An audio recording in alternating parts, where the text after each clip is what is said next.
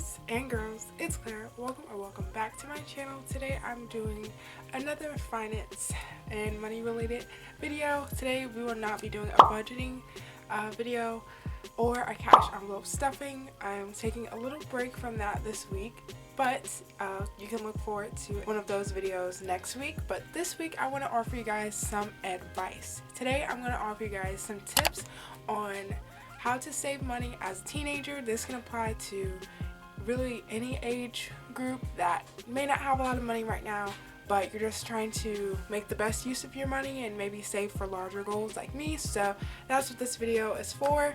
I have a couple different tips that I want to share with you guys today, so stick around to see how you can save money as a teen. Really, in these last couple of months, I've really been using this tip and it's been saving me some money. So shopping during sales, every season and major holiday, there's usually some type of sale associated with it. There's also online promotions and sales and ads like that, but more so in store is what I'm targeting with this tip. When you shop after these major holidays and seasons, you're able to save a lot of money because many stores are overstocked on the same products and things, and what used to be maybe $16.99 is maybe now $6.99. So it isn't always an extreme saving. Sometimes it's a couple dollars, sometimes it could be $20 to $30 that you end up saving, and sometimes it could even be hundreds, just depending on the cost of the item. But I like doing this because I'm able to get the things that I may have already wanted for a discounted price, and you're gonna save a lot of money when you wait. So it's not necessarily that you can't spend money, but just know when to use the money. You got to know when to hold up, because you can save a lot of money just by waiting. A good example of this is Frugal's annual sale. I think it's $7, and every year around Black Friday time they do this big sale, and you can get their, I think, any product that they normally sell, whatever the price was before, it's now $7 just for that sale. So this is really great if you're a natural hair girl like me, or if you just enjoy using their products, whatever it may be, because I don't think they just sell hair products, they may sell some body products too as well.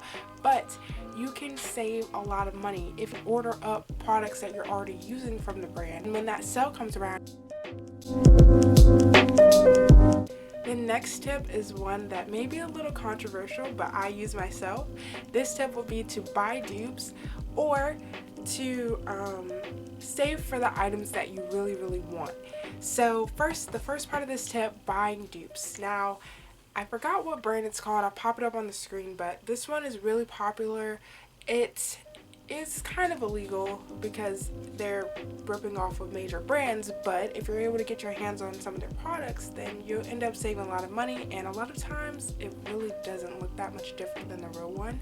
A lot of people don't really know how to spot a fake bag unless it's like really over the top, or fake clothes, fake shoes, and things like that.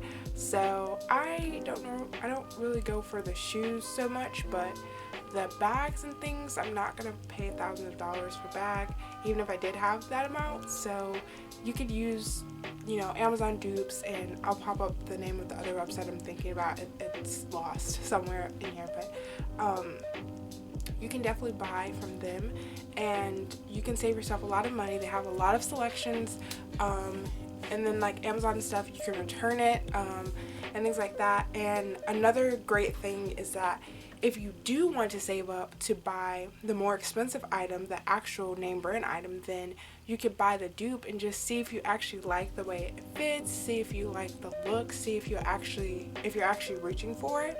Whereas paying thousands of dollars and then you realize, oh, I really don't like this pair of shoes. I really just wanted it because it was trending, and then you waited so long you can't return it, and you don't want to go through selling online and all that. So that's another way you could use like a dupe. You don't necessarily have to just have a collection of fakes, but you can find quality dupes to give yourself that same luxury that you want without paying the luxury price. Now, as far as saving up for the item itself, there's a plethora of ways you could really accomplish that. But if you're not 100% certain on a pair of shoes or a clothing item, buy the dupe, test it out, and see how you like it, and then if you do like it, then you can go ahead and commit to that big purchase, and you've justified it because you know you're going to use it and enjoy it. Whereas paying the money and not using it, and you feel like you've wasted your money, especially if you don't have really the money for it to begin with.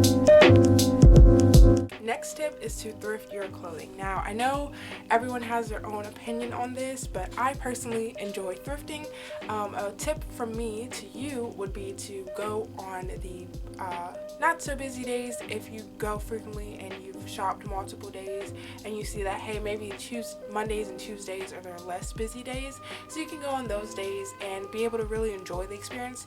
Also, you can go earlier in the day before other people get off work and start stirring around and kind of crowd the store. You can get an advantage, and you can really think about what you want to buy and not just buy it because it's a good price as well. I can kind of fall into that trap in thrifting because I'm just like, well, okay, I'm already saving money so I can buy more, but sometimes you really don't need more. Kind of think about what you actually need, and that is just a savings tip in itself. You don't need everything you buy and everything that's cute or trending. But thrifting has its own perks. Besides already being discounted, they do have senior citizen discounts. When I go to Goodwill, I try to bring either my grandmother or my aunt because they always have their IDs with them, as any responsible adult should. But it shows their age, and that means that if I let them pay, if I give them the money to pay for my stuff, when I go shopping with them, that means that I get, I don't know if it's 10% or might not even be 10%, but there is a savings, and that saves me money. And they like thrifting too, so I get them out the house, they save me money, I help them, they help me. It's a great trade-off.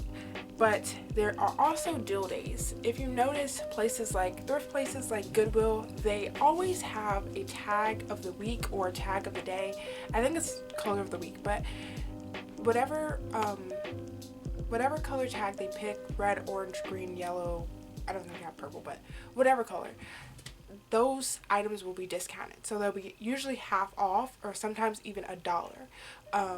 So be on the lookout for that, because you may look up and find some really great things for a discounted price. So it just will even justify it even more if you get a deal on it.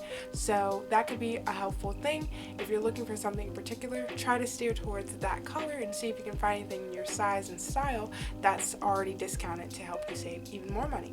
Thrifting, I will say you have to be very cautious because there are a lot of damaged clothes that they still put out.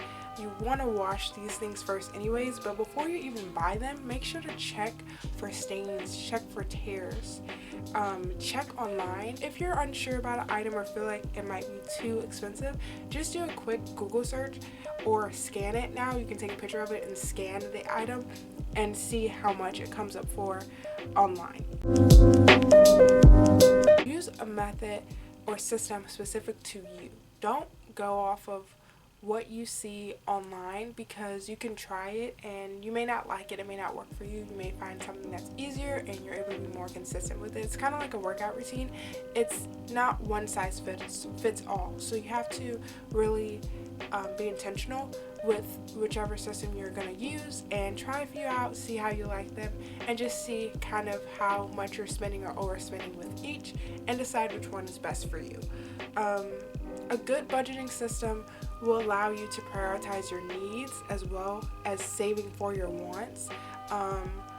The overall goal is just to help you use your money wiser, and just because you have the money doesn't mean you have to spend the money right away. That's something I'm working on, and me using the cash envelope system, that helps me to save for the things I want and know that I have this amount for spending, and the rest of the categories are usually towards things I need or saving for in the long run.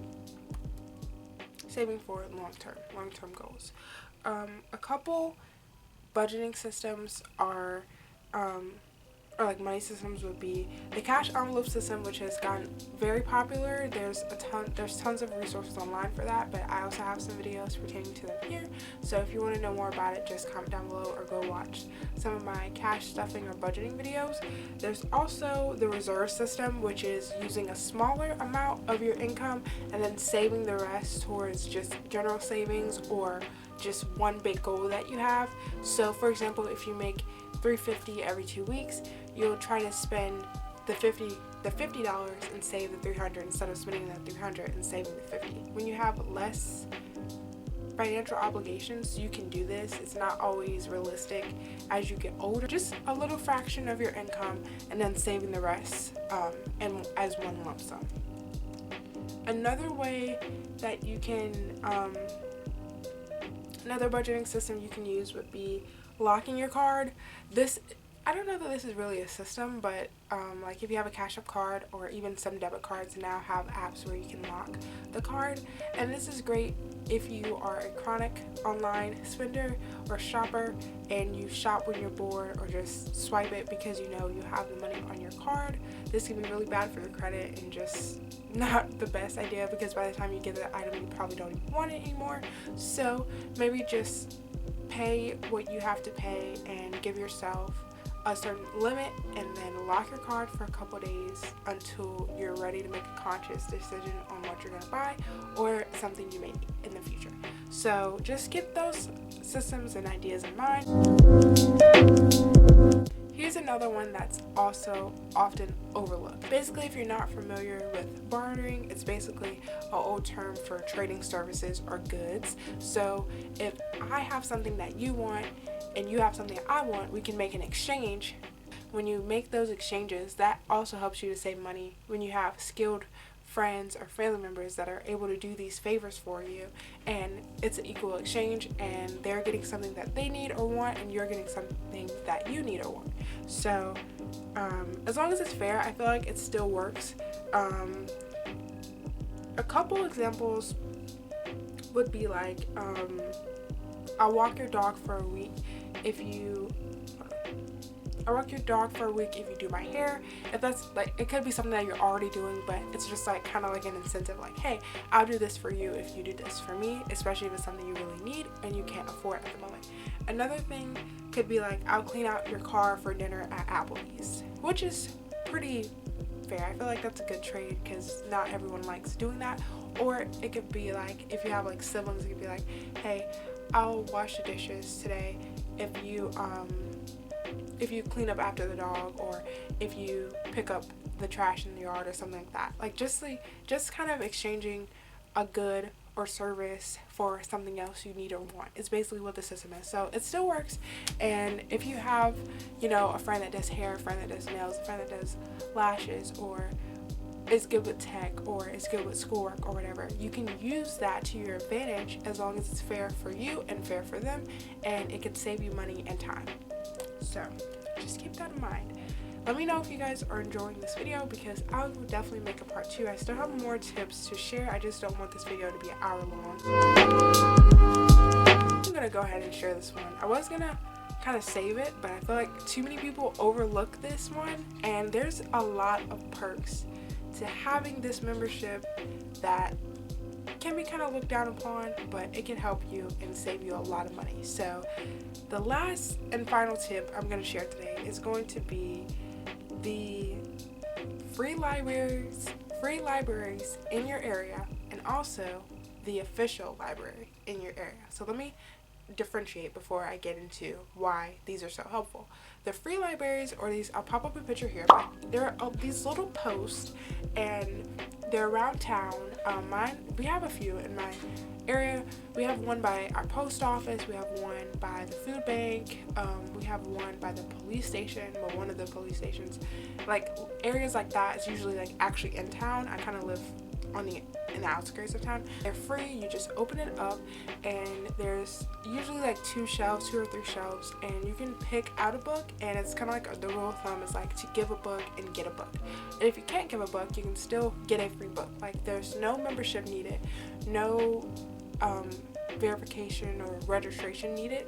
You can literally just go and pick out a book that you like. Also, if you're decluttering, I sometimes bring my books that I'm done reading there, because I know not everyone has a library card, but if you do have a library card, you are really saving a lot. Like there's a lot of great resources that the library has to offer, and the membership is free, I believe. If you do have to pay, it's like maybe $1 or $2. It's definitely less than $10 just to get a pass. I don't even think you have to renew it, but you have to have a valid ID. So you do have to be an adult, but